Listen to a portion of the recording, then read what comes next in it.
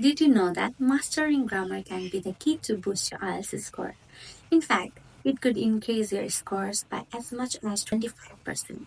Yes, 25%. That's the difference between a band 6 and a band 7 or higher. But if you are ignoring these important grammar rules, you might be leaving easy points on the table. Let's make sure that doesn't happen. Hey everyone, welcome back to the IELTS Maven. Today we are going to talk about a game changer for your IELTS prep. The 10 must known grammar rules for IELTS writing and speaking, whether you are aiming for band 6, 7 or beyond. These grammar rules can make a huge difference in your score. So stick with me until the end because we have got lots of useful tips to cover. Let's face it, grammar can be tricky. It's easy to make mistakes without even realizing it. Whether it's forgetting a littles at the end of a verb or using the wrong tense, these slip-ups can add up and affect your score. And then there is confidence. When you are unsure about your grammar, expressing your idea clearly can feel like climbing a mountain, which leads to hesitation, awkward pause, and frustration, especially in the speaking test. But don't worry, by the end of this video, you will know exactly how to avoid this. First up, we have got subject-verb argument. Sounds basic, right? But it's often overlooked.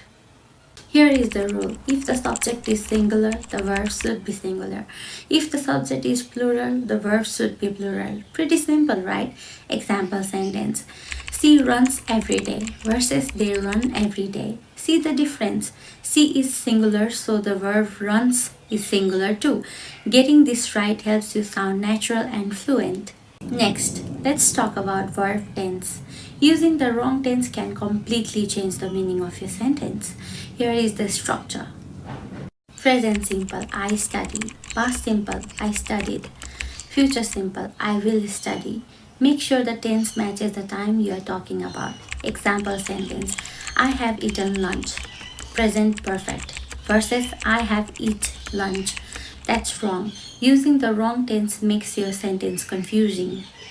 Let's move on to articles. Those tiny words that make a huge difference. O or an is used for a non-specific singular noun, while the is for something specific. Example sentence, I saw a dog in the park versus I saw the dog in the park. In the first case, we don't know which dog. In the second, it is a specific dog. Now, preposition can be tricky. These words like in, on, and at shows the relationship between. Here is a quick guide. In is for enclosed space or period of time. In the morning, in the room.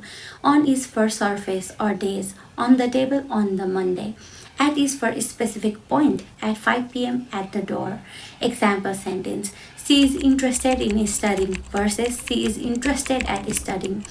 The wrong preposition here can completely change the meaning. Up next is sentence structure. Without a clear structure, your sentence falls apart. Sentence structure refers to how words are arranged in a sentence. Most sentences follow a simple subject, verb, object structure. For example, I wrote an essay, subject, verb, plus object. Example sentence, the cat sat on the mat versus sat the cat on the mat. You see how the wrong order does not make sense? Now let's talk about active and passive voice. Active voice is usually clear and more direct. In active voice, the subject performs the action. In passive voice, the action happens to the subject. Here is the structure. Active, the cat chased the mouse. Passive, the mouse was chased by the cat. Example, use active voice when possible for a clarity. The teacher praised the student versus the student was praised by the teacher. Let's not forget adjective and adverb. These little words add detail and color to your sentence. Adjective describe noun, adverb modify verb, adjective or other adverb.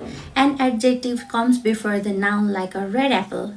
An adverb usually comes after the verb. She quickly ran. Example, she spoke softly versus she spoke soft. Remember, adverb often ends in ly. Punctuation is key to making your writing essay to read. Let's review. Punctuation marks like comma and period clarify meaning and structure. Use commas to separate items in a list like apple, orange, and banana. And don't forget to end your sentence with a period. Example, let's eat grandma versus let's eat grandma. Proper punctuation makes a huge difference. There are words that sound the same but have different meaning and spelling, like homophones, or take your and your. Your is possessive, this is your book. Your is short for you are. You are doing great. Example, I think you are awesome versus I think you're awesome. These tiny mistakes can cost you points. And lastly, we have coherence and cohesion. This is all about making sure your idea flow logical. Coherence means your idea are well organized. Cohesion refers to how well they connect. Use linking words like furthermore, however, to connect ideas smoothly. For example, first, we will look at the cause. However, the solution is more complex. Using these connecting words makes your writing and speaking easier to flow. If I had to pick one rule that makes the biggest impact in my IELTS score, it's definitely subject verb. Getting these right will instantly make your sentence clear and more professional. So make sure you practice this thoroughly. Alright, that's it for today. We have covered the 10 essential grammar rules for mastering IELTS writing and speaking. These rules will help you feel more confident and ready to tackle the exam. Which of these grammar rules do you struggle with the most? Let me know in the comment. And if you found this video helpful, don't forget to give it a thumbs up and subscribe for more IELTS tips and strategies.